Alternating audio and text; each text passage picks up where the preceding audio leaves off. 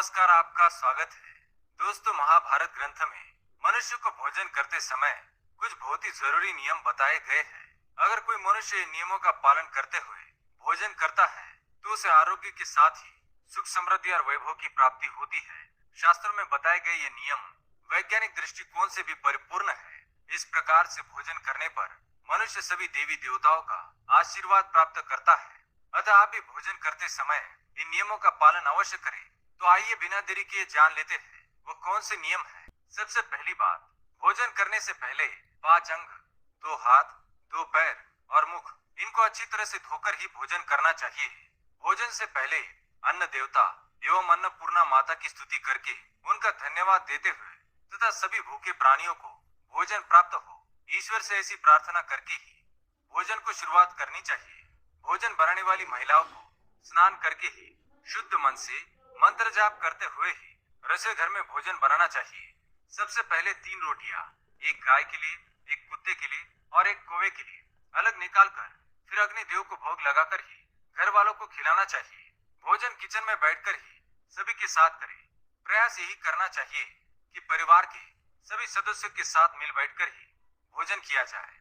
नियम अनुसार अलग अलग भोजन करने से परिवार के सदस्यों में प्रेम और एकता कायम नहीं हो पाती है। भोजन का समय प्रातः और सायंकाल ही भोजन का विधान है, क्योंकि पचन क्रिया की जठराग्नि सूर्योदय से 2 घंटे के बाद तक एवं सूर्यास्त से 2.5 घंटे पहले तक प्रबल रहती है। जो व्यक्ति सिर्फ एक समय भोजन करता है वह योगी है, और जो 2 समय भोजन करता है वो भोगी कहा गया है। तीसरी बात, भोजन की दिशा। भोजन पूर्व और उत्तर दिशा की ओर मुख करके ही करना चाहिए। दक्षिण दिशा की ओर किया गया भोजन प्रेत को प्राप्त होता है। पश्चिम दिशा की ओर किया हुआ भोजन खाने से रोगों की वृद्धि होती है। चौथी बात, ऐसी अवस्था में भोजन ना करें। शैया पर बैठकर अर्थात बिस्तर पर बैठकर अपने हाथों पर रखकर या टूटे फूटे बर्तनों में भोजन कभी करना नहीं चाहिए। मलमूत्र का वेग होने पर भी भोजन करना नहीं चाहिए। कलह अथवा क्लेश के माहौल में भी भोजन करना अनुचित माना गया है। अधिक शोर शराबे के स्थान पर भी भोजन करना उचित नहीं। पीपल एवं वटवृक्ष के नीचे बैठकर भी भोजन नहीं करना चाहिए। परोसे हुए भोजन की कभी निंदा नहीं करनी चाहिए। खड़े खड़े भोजन करना भी अनुचित माना गया है। जूते पहनकर या सिर ढककर भी भोजन नहीं करना चाहिए। आइए अब जानते हैं भोजन कैसा होना चाहिए।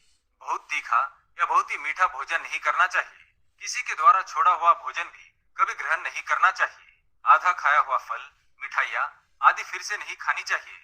खाना छोड़कर उठ जाने पर दोबारा भोजन कभी करना नहीं चाहिए।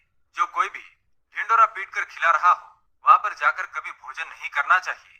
पशु या कुत्ते के द्वारा छुआ हुआ भोजन कभी करना नहीं चाहिए। रजस वाला स्त्री के द्वारा परोसा गया भोजन भी करना अनुचित है।